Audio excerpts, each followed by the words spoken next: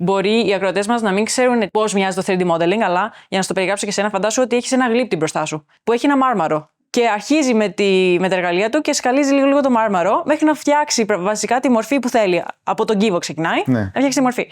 Φαντάσου ακριβώς αυτό το πράγμα να προσπαθείς να το κάνεις μέσα από μια οθόνη. Καλωσορίσατε στην 6η σεζόν και το πρώτο επεισόδιο των Outliers, της σειράς podcast της Endeavor Greece. Εδώ μοιραζόμαστε ιστορίες ανθρώπων που διαμορφώνουν το μέλλον και επαναπροσδιορίζουν την επιχειρηματικότητα. Στο σημερινό επεισόδιο καλωσορίζουμε την Κωνσταντίνα Ψωμά, ιδρύτρια της Kaydim, η οποία μοιράζεται μαζί μας πώς μια απλή πανεπιστημιακή ιδέα εξελίχθηκε σε μια startup που μεταμορφώνει τον ψηφιακό κόσμο. Η Kaydim μετατρέπει εικόνες σε τρισδιάστατα μοντέλα, συνδυάζοντας τεχνητή νοημοσύνη και ανθρώπινη τέχνη, αλλάζοντας τον τρόπο με τον οποίο δημιουργείται ψηφιακό περιεχόμενο σε ολόκληρο τον κόσμο. Με ακλόνητη επιμονή και ξεκάθαρο όραμα, η Κωνσταντίνα άνοιξε δρόμους συνεργασίας με κολοσσούς όπως η Netflix και η Voodoo. Και αυτή είναι μόνο η αρχή. Γεια σου, Κωνσταντίνα. Γεια σου, Παναγιώτη. Σε ευχαριστούμε που είσαι μαζί μας. Ευχαριστώ για την πρόσκληση. Πολύ ενδιαφέρουσα η ιστορία σου και είσαι και στην Ελλάδα αυτές τις μέρες, οπότε είπαμε να αδράξουμε την ευκαιρία να κάνουμε τη συνέντευξη. Γιατί δεν μένεις εδώ, είσαι based στο Σαν Φρανσίσκο. Εκεί έχεις ξεκινήσει την εταιρεία σου, την Kaydim. Λοιπόν, θέλουμε να μας τα πεις όλα. Βάλε μας λίγο το context. Τι κάνει η Kaydim? Ωραία, ναι, εννοείται. Λοιπόν, ευχαριστώ πάρα πολύ για την πρόσκληση. Με λίγα λόγια, το Kaydim είναι ένα AI startup. Αυτό σημαίνει ότι χτίζουμε αλγόριθμους τεχνητής νοημοσύνης, οι οποίοι παίρνουν σαν input εικόνες. Μπορεί να είναι και εικόνες τέχνης και τις μετατρέπουν σε τρισδιάστατα ψηφιακά αντικείμενα. Τώρα, πάρα πολύ γρήγορα να σου εξηγήσω τι είναι αυτά τα τρισδιάστατα ψηφιακά αντικείμενα. Ακούγεται περίεργο. Βασικά, αν έχεις παίξει ποτέ video games. Πολύ. Πιο πολύ από ό,τι πρέπει. Τέλεια. Λοιπόν, βασικά, όλα αυτά τα αντικείμενα που βλέπεις σε ένα video game, από το χαρακτήρα, στο όπλο που κρατάει, στο δέντρο, στο οποιοδήποτε, όλα αυτά το κάθε ένα είναι ένα τρισδιάστατο ψηφιακό αντικείμενο, το οποίο επιτρέπει βασικά να μπορείς να κινείσαι μέσα σε ένα τρισδιάστατο χώρο. Οπότε, εμείς κάνουμε αυτό το conversion βασικά από δυσδιάστατο σε τρισδιάστατο art. Ακούγεται ένα πολύ μεγάλο market. Ακούγεται ότι πρέπει να έχει πάρα πολύ μεγάλη ζήτηση αυτό, πολλοί developers, πολλά games. Καθόμαστε σε αυτή την πολυθρόνα αυτή τη στιγμή. Φαντάζομαι ότι αυτές οι πολυθρόνες κάποιος τις έκανε design, τις σχεδίασε.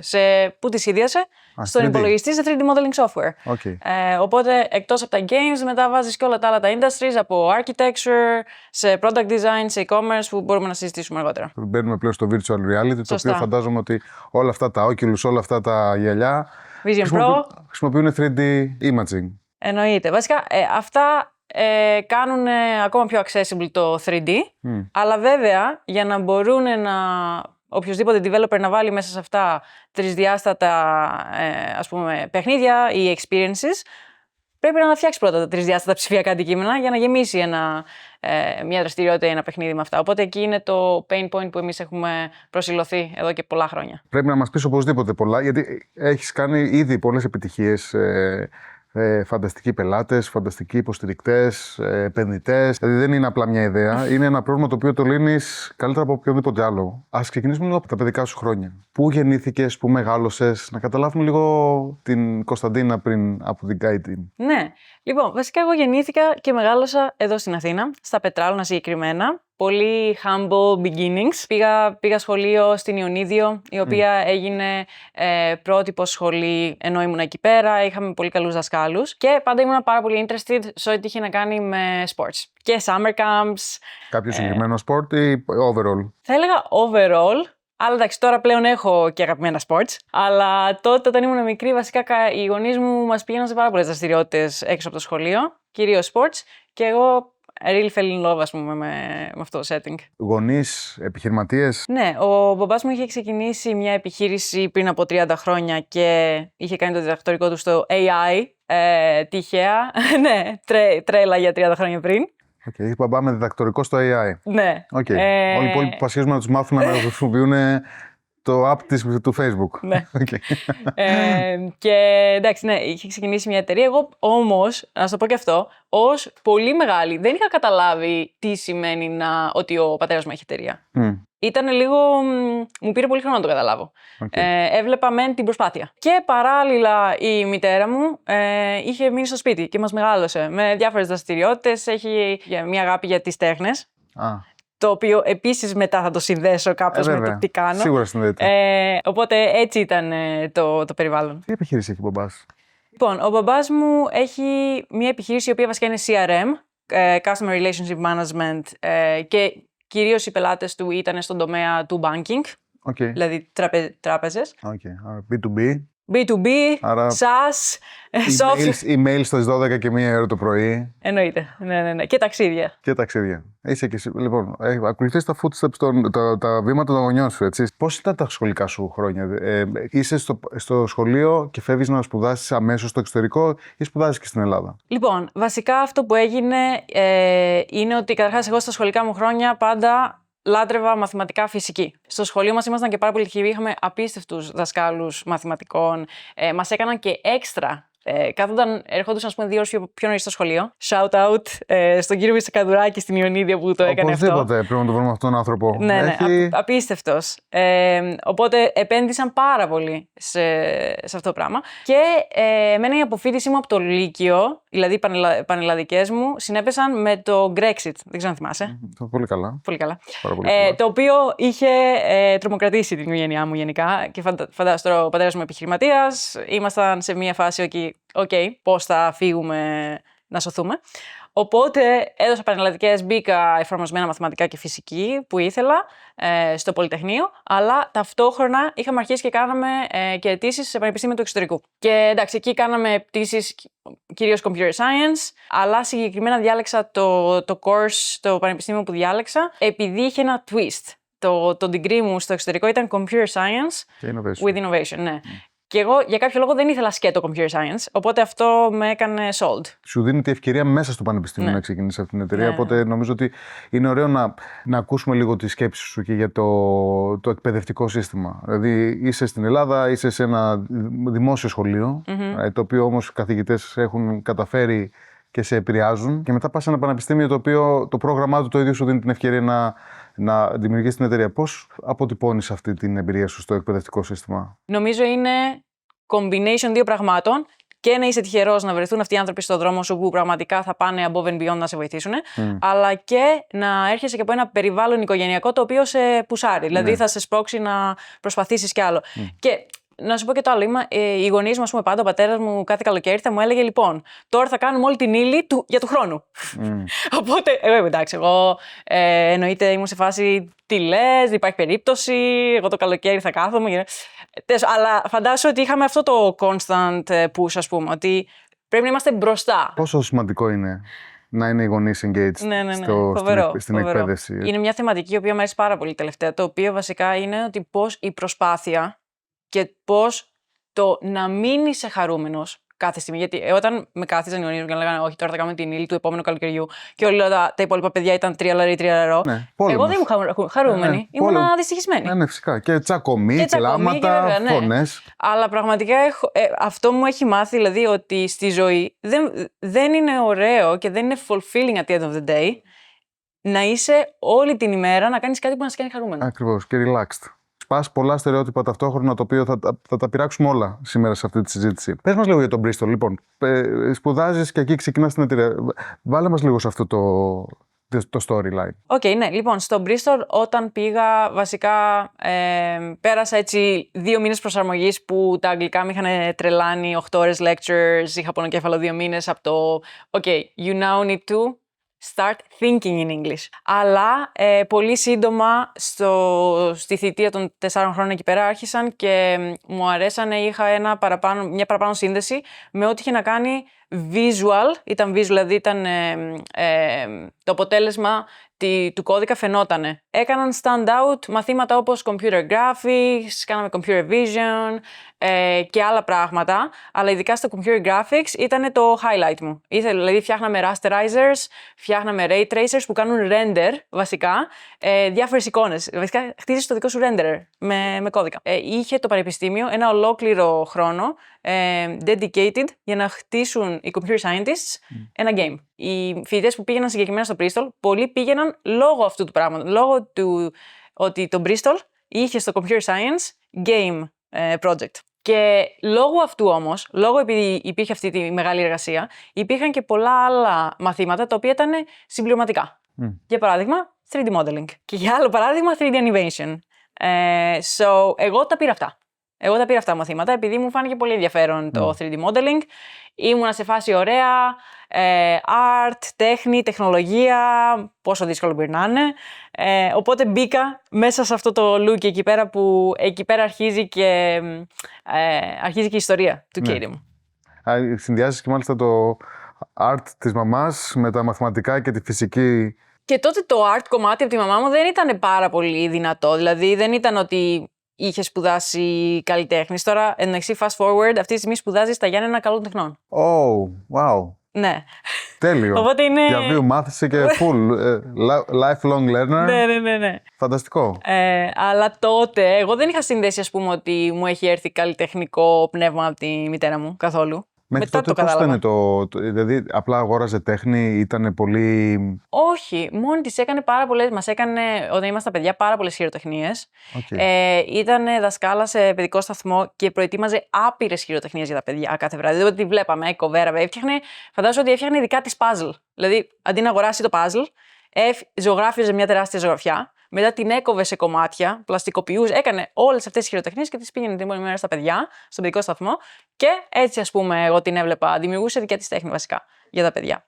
Και εγώ βλέπω εδώ δύο γονείς οι οποίοι έχουν πραγματικά δομήσει. Οπότε Bristol Innovation και Science. Έχεις πάρει 3D modeling, έχεις γίνει fascinated από αυτό το χώρο, πας να κάνεις και το game. Το game εγώ δεν το έκανα, φαντάσου. Πήρα μόνο τα art κομμάτια, αλλά εγώ το έκανα escape το game επειδή είχαμε το διπλό degree, Computer Science και Innovation. Το έκανα escape αυτό. Άρα πας στο Innovation. Καταρχάς, εκεί δεν είχα ιδέα ότι τα βιντεοπαιχνίδια φτιάχνονται με τρισδιάστατα μοντέλα. Φαντάζομαι ότι ήμουνα σε ένα πανεπιστήμιο με 200 άλλους φοιτητές. Majority ήταν άντρες. Ναι. Και gamers. Ναι. Επειδή οι gamers όλοι σπουδάζουν computer science. Ναι. Οπότε φαντάζομαι ότι περνούσα απογεύματα μαζί με τους φίλους μου από το computer science, να είναι όλοι μαζεμένοι γύρω από μια οθόνη και όλοι να παίζουν παιχνίδια βασικά. Εντάξει. Εγώ όμως το έβλεπα αυτό και δεν είχα σκεφτεί ποτέ πω όλα αυτά τα παιχνίδια φτιάχνονται έτσι ή αυτά είναι τρισδιάστατα μοντέλα. Ποτέ δεν το είχα σκεφτεί. Οπότε ήμουν σε αυτό το position. Μετά, όταν πήρα αυτό το 3D modeling course που μας είπανε φτιάξτε, διαλέξτε ένα κτίριο στο πανεπιστήμιο ή στην πόλη του Bristol και κάντε το model μέσα στο λογισμικό, εγώ εκεί άρχισα και καταλαβαίνω τι παίζει. Γιατί πήγα να ανοίξω το λογισμικό, κράσαρε ο υπολογιστής. Δεν δούλευε καν ο υπολογιστής. Φαντάζομαι. Δηλαδή, μιλάμε για πάρα πολύ βαρύ λογισμικό. Μετά πήγα να πω: OK, ας ξεκινήσουμε με μια καρέκλα που θα μπει μέσα στο ναό. Η καρέκλα μου πήρε 2 μέρες. Τώρα μια καρέκλα. Οπότε αρχίζω και βλέπω πόσο τεράστιο βουνό είναι αυτό το task που πήρα. Ναι. Εντάξει, ο καθηγητής μου είχε πει: Είσαι σίγουρη ότι θα πάρεις το καθηγητικό? Ναι, πόσο δύσκολο είναι. Είσαι σίγουρη? Ναι, είμαι σίγουρη. OK, το πήρα. Anyway, οπότε μπαίνω εγώ σε ένα τεράστιο struggle για 2 μήνες που καταλαβαίνω ότι αυτό είναι πάρα πολύ hard earned skill. YouTube tutorials από το ένα, από το άλλο το λογισμικό να προσπαθείς να βγάλεις άκρη με τα 1000 κουμπιά. Και για να πω και αυτό, μπορεί οι ακροατές μας να μην ξέρουν πώς μοιάζει το 3D modeling, αλλά για να στο περιγράψω και εσένα, φαντάσου ότι έχεις ένα γλύπτη μπροστά σου που έχει ένα μάρμαρο και αρχίζει με τα εργαλεία του και σκαλίζει λίγο το μάρμαρο μέχρι να φτιάξει βασικά τη μορφή που θέλει. Από τον κύβο ξεκινάει, να φτιάξει τη μορφή. Φαντάσου ακριβώς αυτό το πράγμα να προσπαθείς να το κάνεις μέσα από μια οθόνη, μέσα από ένα λογισμικό το οποίο όμως η επιφάνειά του είναι δυσδιάστατη. Δεν μπορείς δηλαδή να γυρίσεις γύρω-γύρω από τον κύβο εσύ. Ναι, φυσικά. Το γυρνάς μόνος σου. Ακόμα πιο δύσκολο. Οπότε εγώ το πιστεύω πραγματικά ότι είναι ακόμα πιο δύσκολο από το να είσαι γλύπτης. Οκ. Wow. Και αυτά ένα-ένα, γραμμούλα. Μέχρι και σήμερα αυτό συμβαίνει. Οπότε εγώ εκεί αρχίζω και ανακαλύπτω ότι Παναγία μου πόσο δύσκολο είναι αυτό.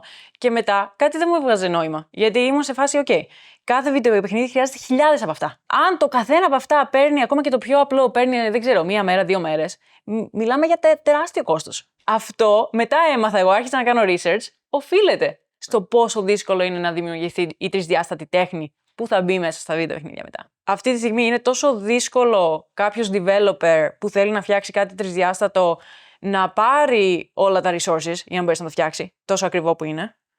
Οπότε υπάρχουν πολύ λιγότερα τρισδιάστατα experiences. Και πραγματικά πιστεύω ότι το μέλλον του ψηφιακού είναι 3D. Φυσικά είναι.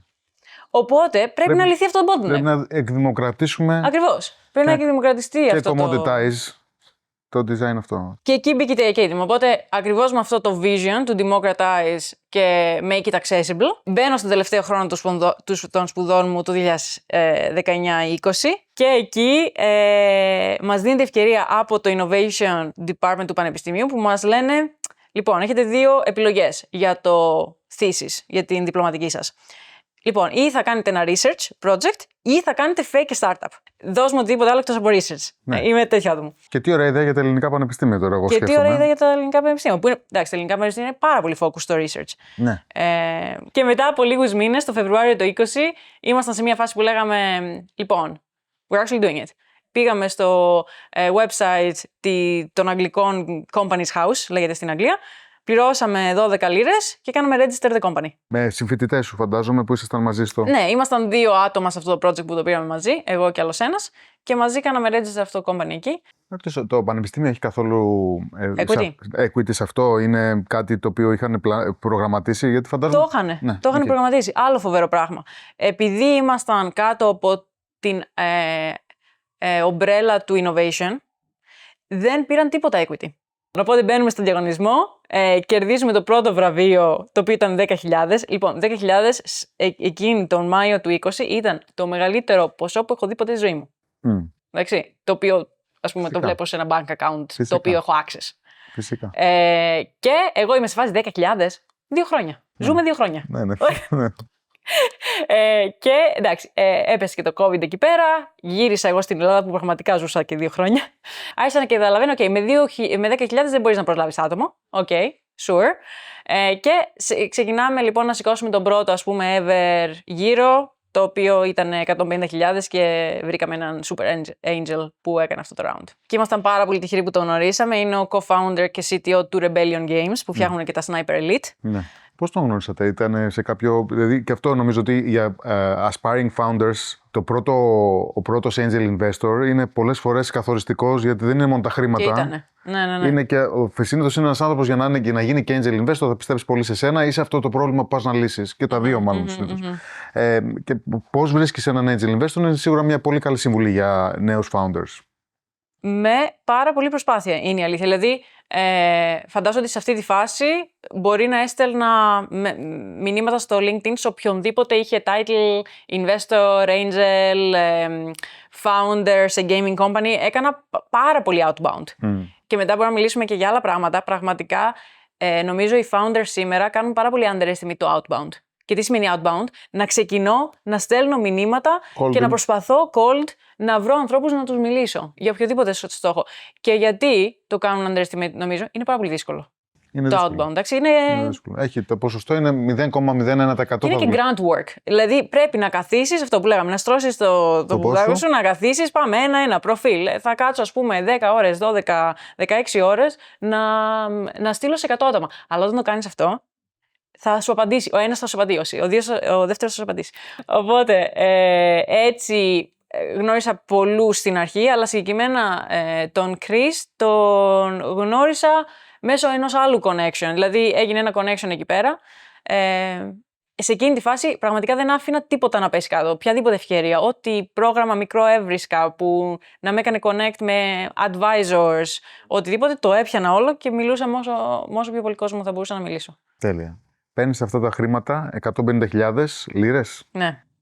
Για πες μας λιγάκι, τα επόμενα βήματα έχουν εντωμεταξύ από τότε μέχρι σήμερα μεσολαβήσει και άλλα rounds, έχεις σηκώσει και πολύ σοβαρά χρήματα. Το πρόβλημα είναι ξεκάθαρο, αλλά πρέπει να αναπτύξεις τεχνολογία η οποία να είναι groundbreaking, να είναι μια τεχνολογία που δεν υπάρχει εκεί έξω.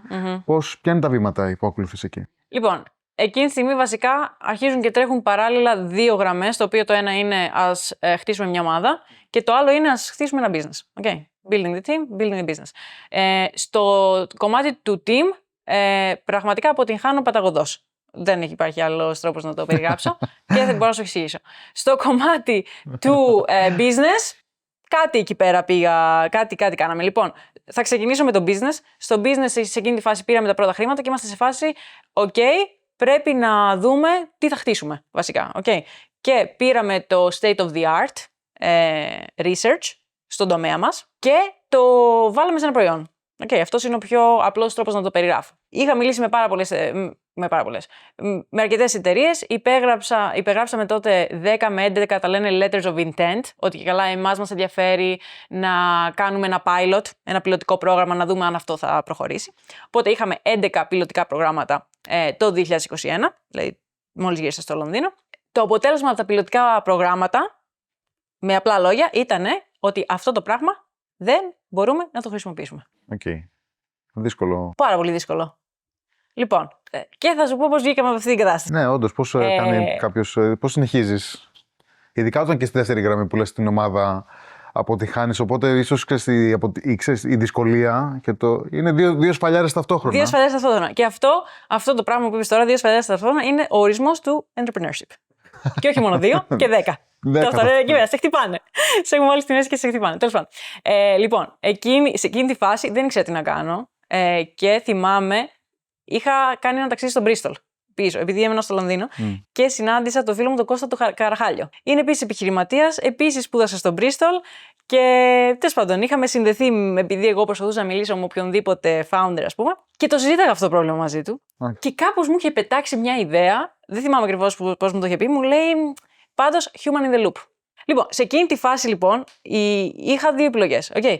Ή θα γίνω ένα research institution, επειδή τι μας είπαν βασικά οι πελάτες, ή δεν ήταν τότε καν πελάτες, μας είπανε το state of the art research δεν μπορεί να το χρησιμοποιήσει το industry. Okay. Οπότε δεν είναι αρκετά καλό.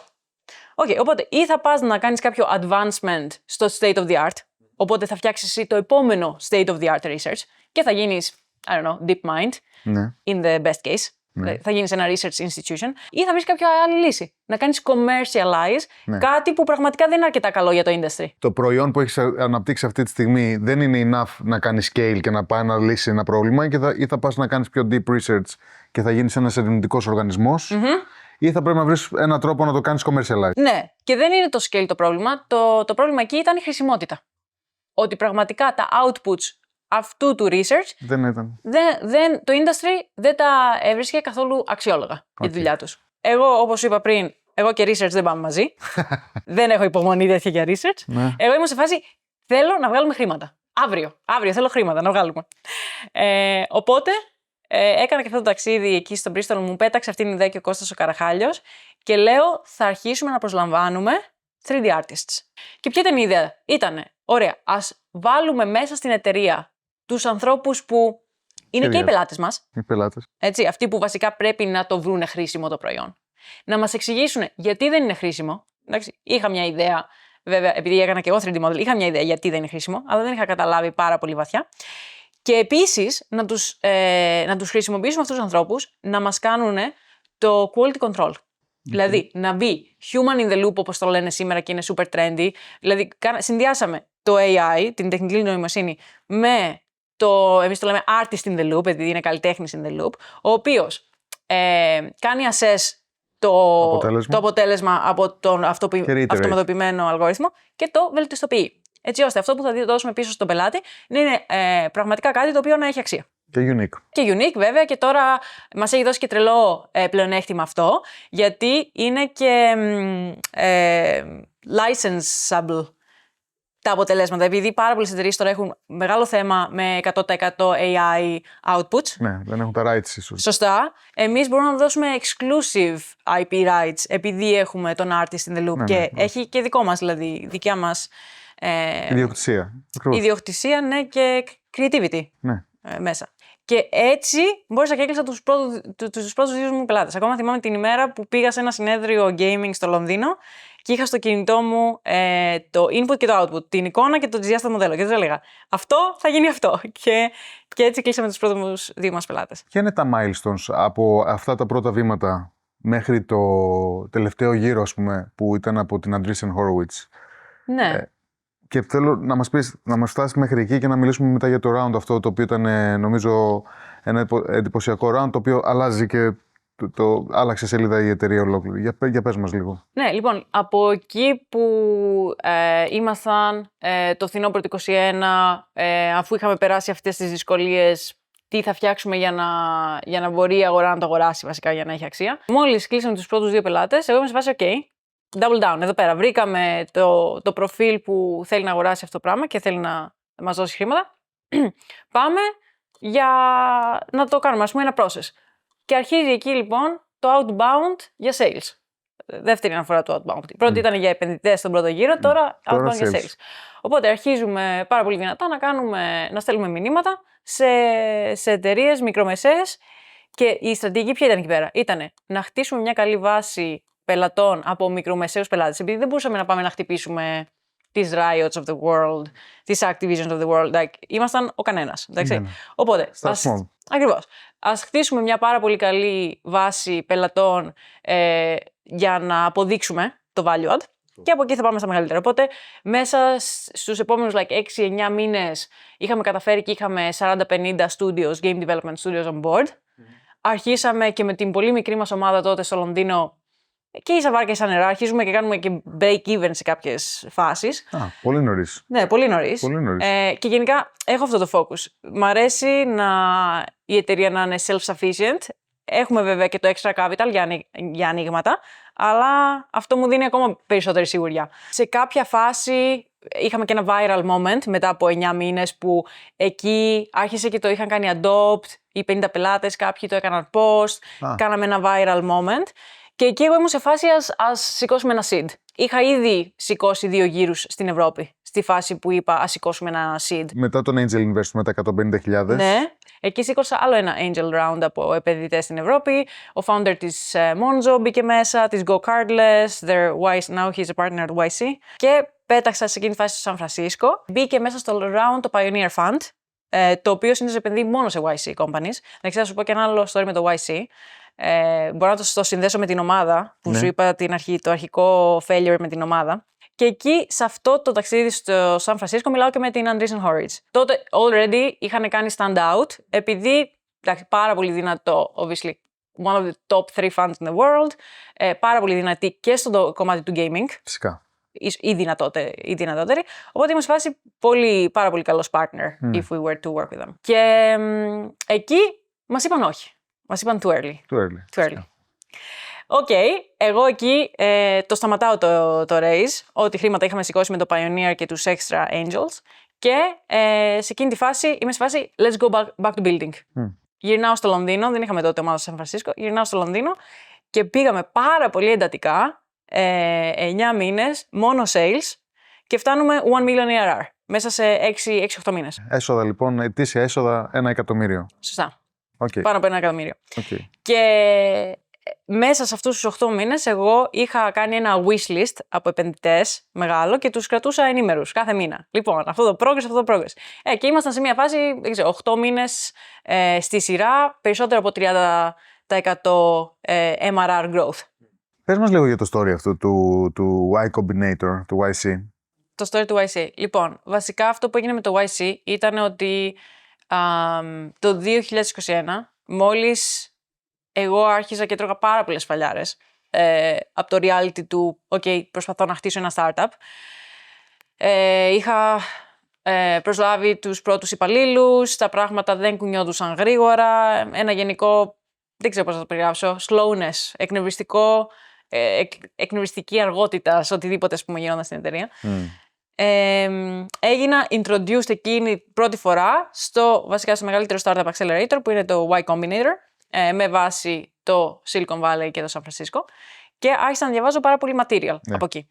Οπότε εγώ εκεί αρχίζω και συνειδητοποιώ τι σημαίνει να έχεις startup και αρχίζω και συνειδητοποιώ όλα τα sacrifices που πρέπει να μπουν μέσα σε αυτό το σύστημα για να βγάλει outputs.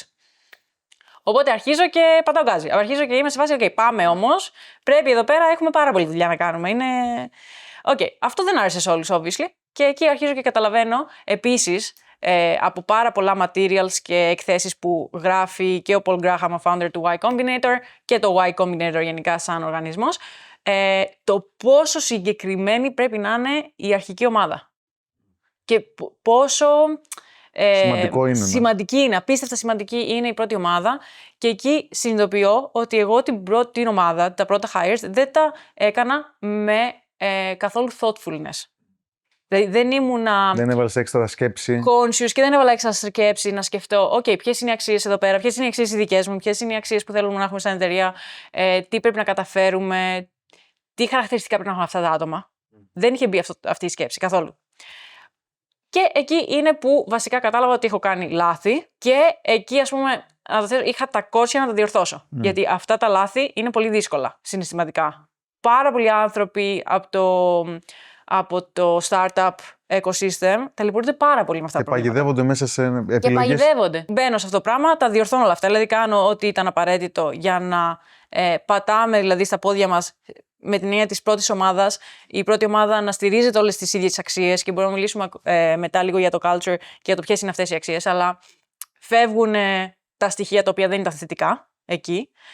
Και μένει μια πάρα πολύ μικρή ομάδα. Και εκεί και εγώ αντιλαμβάνομαι ότι πραγματικά δεν χρειάζεσαι μεγάλη ομάδα για αυτό το stage. Για το stage του ότι έχω τους πρώτους 2, 5, 10, 20 πελάτες και even καταφέρνω το product market fit, δεν χρειάζεται μεγάλη ομάδα. Εμείς δηλαδή και όταν φτάσαμε στο 1 εκατομμύριο ARR. Πόσες ήταν? Key contributors, δηλαδή η βασική ομάδα να ήταν 2-3 μηχανικοί και 3 3D artists. Τίποτα. Πάρα πολύ μικρή. Και το λέει και το Y Combinator αυτό. Λέει ότι πριν να φτάσεις στο product market fit, δεν πρέπει να έχεις περισσότερο από 6-7 άτομα. Μπορείς να φτάσεις. Και ειδικά σήμερα, και αυτό ήταν πριν από 5 χρόνια, ειδικά σήμερα με το AI, που έχεις και 3 agents. Ίσως και λιγότεροι. Ίσως και λιγότεροι. Αλλά η ιστορία με το Y Combinator, εκεί άρχισα εγώ, έγινα πολύ passionate, ήμουν σε φάση θέλω να μπω στο Y Combinator. Εντάξει, όνειρο ας πούμε μεγάλο. Και αρχίζω από το 2021 και κάνω apply κάθε χρόνο. 2 φορές το χρόνο, 2 batches έχει το χρόνο, χειμώνα καλοκαίρι. Πρώτο batch, τίποτα. Έξω. Δεύτερο batch, τίποτα. Τρίτη φορά που κάνω apply, μετά από 1,5 χρόνο, παίρνουμε interview. Κάνουμε το interview, όχι. Τέταρτο application, τίποτα, ούτε καν interview. Πέμπτο application, τίποτα. Στο έκτο application, έχουμε φτάσει τώρα στο 2024, μπαίνουμε και κάνουμε και interview και είμαστε στη φάση, έχουμε φτάσει πλέον 1 million ARR και το έχουμε ξεπεράσει. Και it's like, you can't ignore me. Like, you know, I am here, I'm still here. Εντάξει, και μπαίνουμε και μας δίνουν offer, να πούμε. Στο οποίο σημείο, για μένα, ήταν τα κατάφερα moment, αλλά business-wise δεν έβγαζε νόημα να πάρω αυτό το decision. Επειδή το Y Combinator είναι και ακριβό, ήμασταν σε μια φάση στην οποία πάρα πολύ προχωρημένοι στο κομμάτι του business. Still έβλεπα value το να μπούμε, επειδή είμαι και first time founder και έβλεπα ένα value. Όλα αυτά έκαναν coincide και με τις συζητήσεις που είχα με τον Andreessen Horowitz και επέλεξα να πάμε για Series A instead. Κατάλαβα. Μια χαρά. Και πας και σηκώνεις το round αυτό. Για μίλησέ μας λίγο γι' αυτό. Τι σημαίνει για την εταιρεία αυτό το round? Για την εταιρεία σημαίνει ότι βασικά αναγνωριζόμαστε σαν leaders στο κομμάτι του τομέα του AI for 3D και ότι βασικά μπαίνουμε μπροστά από τεράστιες εταιρείες οι οποίες έχουν την ανάγκη αυτή των ψηφιακών τρισδιάστατων αντικειμένων. Καλά, εντάξει, τώρα η Andreessen Horowitz μιλάμε για world-class support. Ένα από τα πιο πετυχημένα funds στον χώρο της τεχνολογίας στον κόσμο. Έχουν χτίσει τρελό support για founders. Από talent department που κάθε εβδομάδα μου στέλνει, ας πούμε, 50 πιθανούς like new employees για να τους λάβω υπόψη μου. Από το ότι μας βάζουν μπροστά από τους μεγαλύτερους πελάτες που θα μπορούσαμε να έχουμε. Και κάπως έτσι, actually, εμείς κλείσαμε ένα από τα top 10 παιχνίδια όλων των εποχών. Και τώρα είναι πελάτες μας. Okay. Οπότε, τρελό value. Τι σημαίνει βασικά? Τι σημαίνει? Αυτό είναι ένα accelerator. Και όπως λέμε, συν Αθηνά και χειρακίνη. Δεν σημαίνει δηλαδή ότι επειδή επένδυσε η Andreessen, ότι εμείς θα είμαστε default successful or billion dollar company. Ούτε καν. Πόσα άτομα είστε αυτή τη στιγμή η ομάδα? Αυτή τη στιγμή όλη η εταιρεία είναι περίπου 80 με 90 άτομα. Okay. Ναι. Μεγάλους, αρκετά. Έχει μεγάλους. Επειδή έχουμε και το artist in the loop component, αυτό είναι μια μεγάλη ομάδα πλέον, αλλά πλέον υπάρχουν και υποστηρικτικοί ρόλοι, δηλαδή έχουμε talent team, έχουμε team οργανωτικό, operations, οπότε έχει ξεφύγει από το pure engineering που ήταν στην αρχή. Φυσικά. Και πελάτες παραμένουν ακόμα mostly game developers ή γιατί μιλάγαμε πριν και λέγαμε ότι αυτή η τεχνολογία κάνει apply σε πολύ περισσότερα κομμάτια από το gaming. Φυσικά είναι ένα obvious market segment και μια προφανή λύση. Ναι. Αλλά ποιοι είναι οι πελάτες σας αυτή τη στιγμή και πώς εξελίσσεται αυτό το κομμάτι? Ναι, κοίτα, εμείς έχουμε 3 βασικά customer segments αυτή τη στιγμή. Το μεγαλύτερο μας είναι το gaming και επειδή έχουμε το success με αυτό το βίντεο παιχνίδι το οποίο πραγματικά είναι τεράστιο, αυτό κάνει multiply, δηλαδή the word of mouth spreads σε αυτό το τομέα. Δευτερεύον τομέας για μας είναι το product design. Okay. Δηλαδή, όπως είπα, όλα αυτά τα αντικείμενα που βλέπουμε γύρω μας εδώ πραγματικά ήταν τρισδιάστατα ψηφιακά αντικείμενα. Ναι. Και επίσης, ένα τρελό πράγμα το οποίο νομίζω πολλοί άνθρωποι το σκέφτονται είναι ότι αυτά τα αντικείμενα εδώ, μάλλον δεν τα έφτιαξε κάποιος χειροποίητα για να υπάρχουν σήμερα εδώ, ήταν ένα εργοστάσιο που τα έφτιαξε. Το θέμα είναι ότι το ψηφιακό τους αντίγραφο το έφτιαξε κάποιος χειροποίητα. Οπότε, ο φυσικός μας κόσμος, ο κόσμος που ζούμε, είναι πιο αυτοματοποιημένος από τον ψηφιακό. Τρελό αυτό, έτσι. Ναι, οπότε το δεύτερο κομμάτι είναι το product design και το τρίτο κομμάτι είναι το e-commerce, που έχουμε σαν πελάτη τη μεγαλύτερη e-commerce εταιρεία στην Αμερική. Πάμε να παίξουμε ένα παιχνίδι. Ωραία. Να κάνουμε ένα bridge μεταξύ του τι έχεις καταφέρει μέχρι σήμερα και το μέλλον. Okay. Που λίγο μας βοήθησε να καταλάβουμε το industry πώς είναι. Αλλά θέλω πολύ να ακούσω και εσύ τι σχέδια έχεις. Η Kaydim πώς θα αναπτυχθεί, πώς βλέπεις τη σύνδεσή σου με την Ελλάδα. Αλλά μεταξύ αυτών των δύο θεματικών θα παίξουμε μια γέφυρα. Η οποία είναι, θα διαλέξεις μια κάρτα τυχαία, η οποία έχει μια λέξη μέσα. Και θα θέλαμε να ακούσουμε πολύ τον ορισμό που έχεις εσύ για αυτή τη λέξη. Business λέξη, δεν είναι. Ωραία. Και μου βάζεις, ξέρω εγώ, φιλοσοφία. Όχι. Θα είναι κάτι το οποίο θα βγει αυθόρμητα, σίγουρα. Ωραία. Ηγεσία ή leadership. Λοιπόν, για μένα το leadership είναι κάτι που πραγματικά πάντα με εγωίτευε.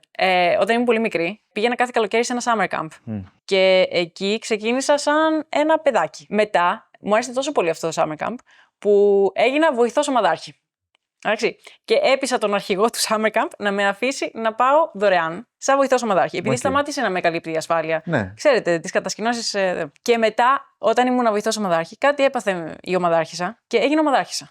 Και είχα λοιπόν μια ομάδα μικρών παιδιών. Και έπρεπε τώρα εγώ να τα πείσω να κάνουν αυτό που ήθελα. Γιατί ήμασταν στα βουνά. Δεν μπορούσα να κάνω ό,τι θέλουν. Ναι, ακριβώς. Μετά, μου άρεσε τόσο πολύ αυτό. Που και είχα αναπτύσσει και μια σχέση με τον αρχηγό που δηλαδή πραγματικά μου έδινε πιο πολύ responsibility. Σε πίστευε και με πίστευε, ναι. Και μετά έγινα αρχηγός όλων των ομαδαρχών. Okay. Αυτό πριν τα 18. Okay. Οπότε εκεί πραγματικά μου άρεσε ακόμα πιο πολύ. Και μετά είχα μια ομάδα ομαδαρχών, οι οποίοι ο καθένας είχε, ας πούμε, 10 με 15 παιδιά. Και βασικά ηγούμουνα μιας ομάδας 100 και ατόμων σε αυτή τη φάση. Φαντάζομαι αυτά ήταν τα εφηβικά μου χρόνια.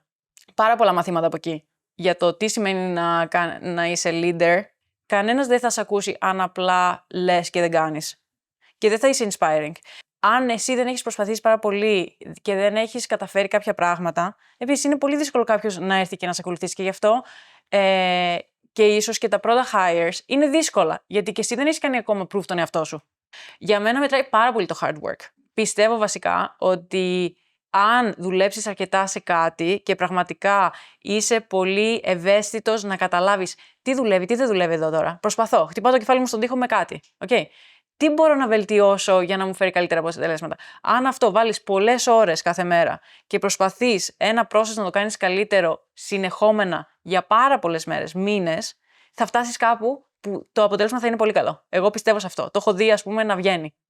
Αυτό είναι από τα big learnings. Αλλά δεν είναι μόνο το hard work. Είναι και το how much you care. Υπάρχουν κάποιοι άνθρωποι οι οποίοι δεν θα το αφήσουν αυτό το πράγμα να πάει στον επόμενο άνθρωπο ή να πάει στον πελάτη ακόμα χωρίς να το έχουν τρίπλο τσεκάρει, 10 φορές τσεκάρει και να είναι σίγουροι ότι αυτό είναι η καλύτερη δουλειά που μπορούν να γράψουν. Σε κάθε τι που κάνεις, πραγματικά να έχεις βάλει ό,τι καλύτερο μπορείς. Μιλώντας λίγο για το μέλλον, ποια είναι τα επόμενα βήματα, τι να περιμένουμε από την Kaydim? Κοίτα, εμένα ο μεγαλύτερος μου στόχος είναι να φτιάξω ένα $1 billion company που πραγματικά να λύνει ένα πολύ μεγάλο πρόβλημα. Αυτό είναι το super high level που μπορώ να πω. Για να γίνει αυτό θα χρειαστούν να γίνουν πάρα πολλά άλλα πράγματα, including να χτιστεί περαιτέρω η ομάδα, δηλαδή να μεγαλώσουμε τις ομάδες μας. Αυτή τη στιγμή έχουμε 3 γραφεία, Λονδίνο, Σαν Φρανσίσκο και Σιγκαπούρη. Έχουμε βέβαια και remote ομάδα everywhere around the world. Και τελευταία σκεφτόμαστε και να ανοίξουμε και το πρώτο, ας πούμε, ελληνικό γραφείο. Εδώ είμαστε. Εδώ είμαστε, ωραία. Θα βοηθήσουμε εδώ. Τέλεια. Οπότε ναι, αυτό είναι ένα από τα πλάνα. Και εντάξει, scale. Από εδώ και πέρα για μας έχουμε αποδείξει ότι αυτό που χτίζουμε και που έχουμε χτίσει είναι valuable. Και έχετε άλλους Έλληνες καταρχάς στην ομάδα? Έχουμε. Βασικά, είμαστε 2 Ελληνίδες κιόλας. Η founding engineer επίσης είναι Ελληνίδα. Wow. One of the most hardworking people I've met in my life. Είμαι excited δηλαδή να αρχίσουμε να προσπαθήσουμε να χτίσουμε ένα team εδώ. Ναι. Και πιστεύω ότι υπάρχει ταλέντο. Ελπίζω τα startups δηλαδή να είναι πιο attractive. Γιατί βλέπω ότι οι καλύτεροι φοιτητές πάνε προς το research. Αλλά αυτό το να μπουν τα startups ή τα παραδείγματα των startups να μπουν και μέσα στα πανεπιστήμια και να γίνει αυτό το κίνημα και άνθρωποι να θέλουν να δουλέψουν σε startups και να το εκτιμούν, νομίζω είναι. Για σένα είναι ωραία ευκαιρία αυτή. Συμφωνώ απόλυτα με αυτό που λες, ότι τα ελληνικά πανεπιστήμια έχουν fascination με την έρευνα, με το research και να μην το κάνουν επιχειρηματικότητα. Ναι. Προσπαθούμε να το φτιάξουμε αυτό. We're on it. Νομίζω ότι στο δικό σου χώρο, επειδή υπάρχουν και πολλές σχολές, ιδιωτικές ή creative σχολές στην Ελλάδα, νομίζω ότι η επιλογή σου να έρθει στην Ελλάδα και γιατί θα βρεις άτομα τα οποία ταιριάζουν στην ηθική σου και στις αξίες που μου έχεις βάλει σαν τις βασικές αξίες της Kadin. Αλλά και το γεγονός ότι οι Έλληνες είναι πάρα πολύ creative και έχουμε και πολύ καλές σχολές, νομίζω ότι θα έχει πολύ μεγάλο return. Θα σου δώσω update σε 6 μήνες. Πάμε σε ένα γρήγορο παιχνίδι ερωτήσεων. Right. Πάμε. Πολύ γρήγορες ερωτήσεις και να μας πεις τι προτιμάς. Βιβλίο ή podcast? Podcast. Είσαι πρωινός ή βραδινός τύπος? Πρωινός. Τι ώρα ξυπνάς? Μεταξύ 6 και 7. Χριστός και Παναγία. Το γραφείο μου είναι ένα στενό από το σπίτι μου, οπότε μέσα σε 5 λεπτά είμαι στο γραφείο. Τώρα, καφές ή τσάι? Καφές. Καφές. Εντάξει, Αφού 6 ώρα το πρωί, με το τσάι δεν ξύπνησε κανείς. Με ποιο ιστορικό πρόσωπο θα ήθελες να διπνήσεις, να έχεις ένα lunch? Με τον Elon Musk. Με τον Elon Musk. Ναι. Το συμπαθείς ακόμα? Το συμπαθώ. Κοίτα, I respect. Ναι. Είναι disruptor, είναι builder. Ναι, Είναι you have builder. to admit. Ο δεύτερος θα ήταν ο Jensen Huang, που actually τον έχω γνωρίσει, αλλά δεν καθίσαμε για φαγητό. Με ποια τεχνολογία δεν μπορείς να ζήσεις χωρίς? Νομίζω το ChatGPT έχει ανέβει πάρα πολύ γρήγορα στη τεχνολογία που χρησιμοποιώ καθημερινά. Ποια είναι η αγαπημένη σου πόλη για να κάνεις ταξίδια? Η αγαπημένη μου πόλη που έχω επισκεφτεί ως τώρα είναι η Μπαρτσελώνα. Υπάρχει κάποιο βιβλίο που έχει αλλάξει τη ζωή σου, ή τουλάχιστον σε έχει επηρεάσει πολύ? Recently, αυτά που έχω διαβάσει που μου άρεσαν πάρα πολύ είναι το 7 Rules for Life από τον Arnold Schwarzenegger, actually, of all people. Και βασικά δείχνει πώς πήγε από το 0, top of the world στο bodybuilding, μετά top of the world στο Los Angeles movie making και μετά governor of California, biggest state in the US. 7η-8η GDP στον κόσμο, δηλαδή δεν είναι απλά state. Crazy. So, huge learnings εκεί πέρα από αυτόν τον άνθρωπο. Εντάξει. Και το βιβλίο του Elon Musk μου έχει αρέσει πάρα πολύ πριν από 1,5 χρόνο που το διάβασα. Υπάρχει κάποια συμβουλή έτσι που την έχεις ακούσει και να την έχεις top of mind? Ναι, actually είναι από τον Jensen. Από ένα talk που έδωσε στο Stanford πριν από λίγα χρόνια. Έκανε πάρα πολύ resonate μαζί μου και τον είχαν καλέσει για μια τελετή αποφοίτησης, νομίζω ήτανε. Είπε σε όλα τα παιδιά εκεί πέρα, αλλά ξέρω ότι εσείς είσαστε πάρα πολύ you have a lot of advantages to be here and, you're privileged kids. Είναι privileged. To be here. So what I wish upon you is a lot of pain and suffering so that you can achieve great things. Και μου αρέσει πάρα πολύ αυτό, γιατί νομίζω κάνει πάρα πολύ embody ένα από τα βασικά values που έχω και εγώ, ότι to achieve something incredibly great, you have to go through a huge amount of pain and suffering. You can't escape it. Και ο Jensen actually είναι ένα μεγάλο είδωλο και για μένα. Δηλαδή όλη η προσπάθεια που έχει κάνει και το what he has been through. Το story του είναι φανταστικό. Είναι απίστευτο. Είναι φανταστικό. Και πάρα πολύ inspiring για οποιονδήποτε ακούει και αυτό το podcast.